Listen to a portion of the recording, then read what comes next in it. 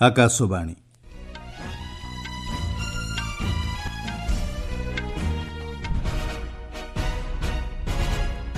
संवाद पढ़ुछंती सत्यव्रत बेहुरा।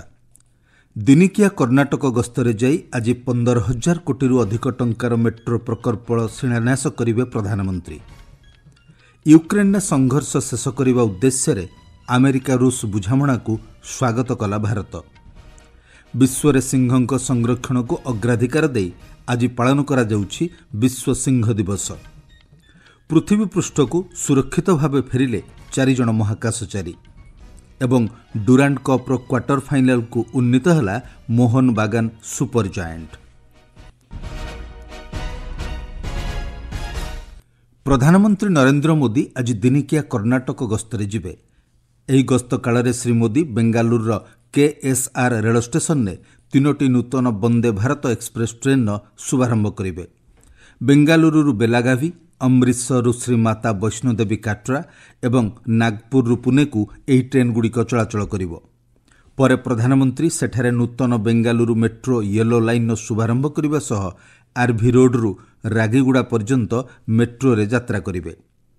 ଏହି ଅବସରରେ ପ୍ରଧାନମନ୍ତ୍ରୀ ବେଙ୍ଗାଲୁରୁଠାରେ ସହରାଞ୍ଚଳ ସଂଯୋଗୀକରଣ ପ୍ରକଳ୍ପର ଶିଳାନ୍ୟାସ କରିବା ସହ ଏକ ସାଧାରଣ ସଭାରେ ଉଦ୍ବୋଧନ ଦେବାର କାର୍ଯ୍ୟକ୍ରମ ରହିଛି।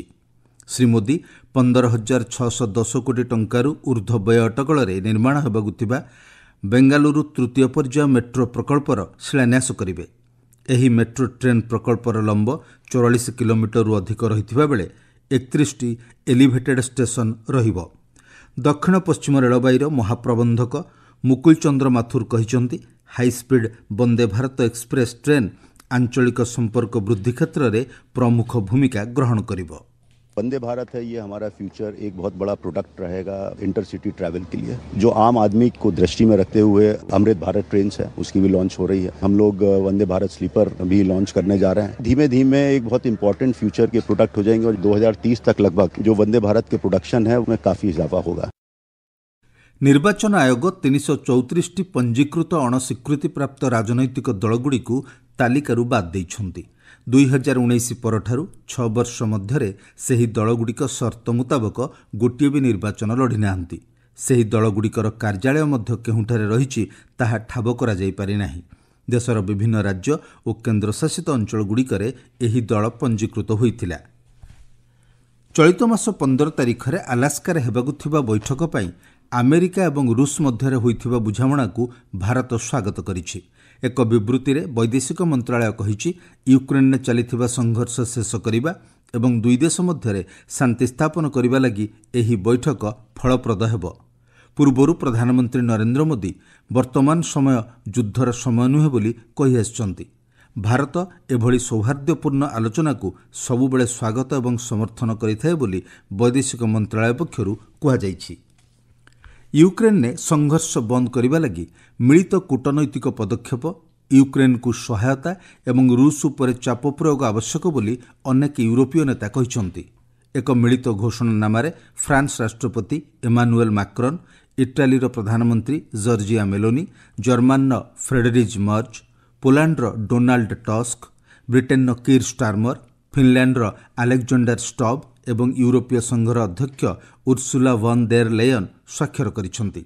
एथिरे कुहा जाइछि यूक्रेन ने संघर्ष बंद करने लगी अमेरिकार राष्ट्रपति डोनाल्ड ट्रंप को पदक्षेप को सेमाने स्वागत करुछंती। यूक्रेन को सामरिक एवं आर्थिक सहायता जोगाई देबा क्षेत्र में मिलित भावे कूटनैतिक क्षेत्र में बुझामणा कराजिबो बोली जणा पड़िछि। चलित मास 31 तारिखर चीन तियानजिन ठारे अनुष्ठित होबाकु थिबा सांघाई सहयोग संगठन सम्मेलन में प्रधानमंत्री नरेंद्र मोदी जोगदेबार कार्यक्रम रहिछि। एही 2 दिनिया सम्मेलन में प्रधानमंत्री श्री मोदी को योगदान को चीन स्वागत करिछि। चीन वैदेशिक मंत्रालय पक्षरु कुहा जाइछि 20 रु अधिक राष्ट्रर एही सम्मेलन में योगदान हेउछि बंधुत्व, एकता और दृढ़तार प्रतिफलन। सूचना अनुଯାୟୀ 2001 मसीहा जून 15 तारिखरे सांघाई ठारे एही स्थायी आंतरसरकारी आंतर्जातिक संगठन प्रतिष्ठा करा जायतिला।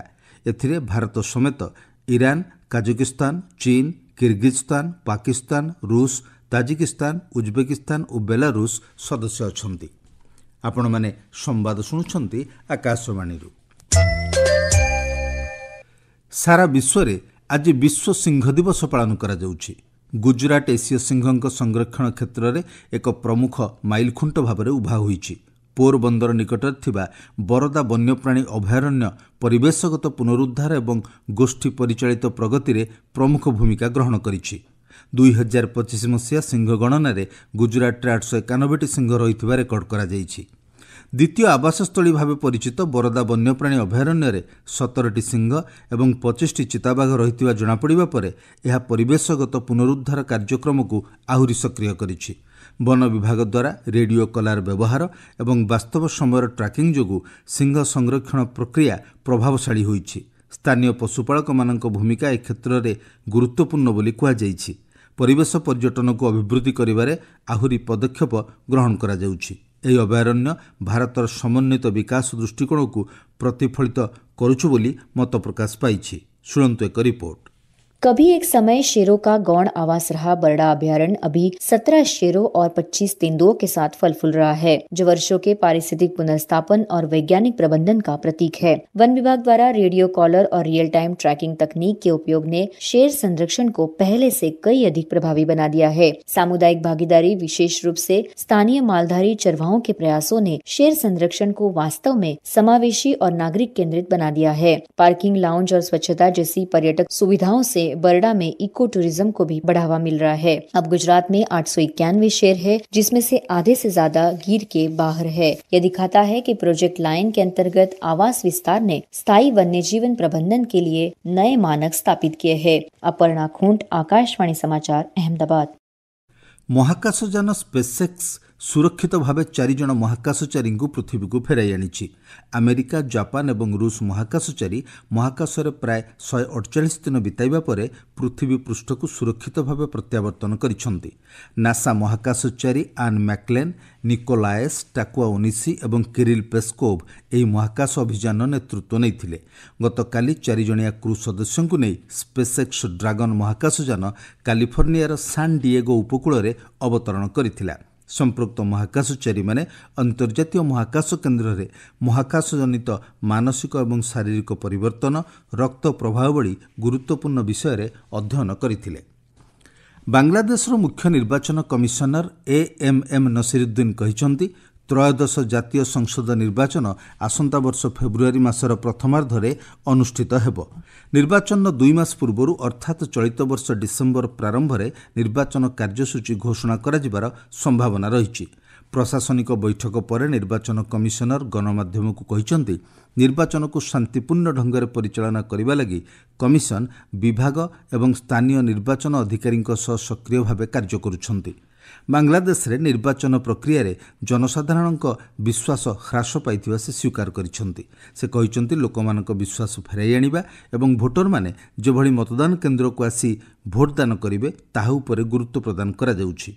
मुक्त, निरपेक्ष एवं स्वच्छ निर्वाचन निमंते कमिशन समस्त पदक्षेप ग्रहण करिवे बोली से कहिसेंती। गत 4 तारिख में बांग्लादेश निर्वाचन आयोग आज ड्राफ्ट भोटर तालिका प्रकाशित होगा नहीं घोषणा करथिले।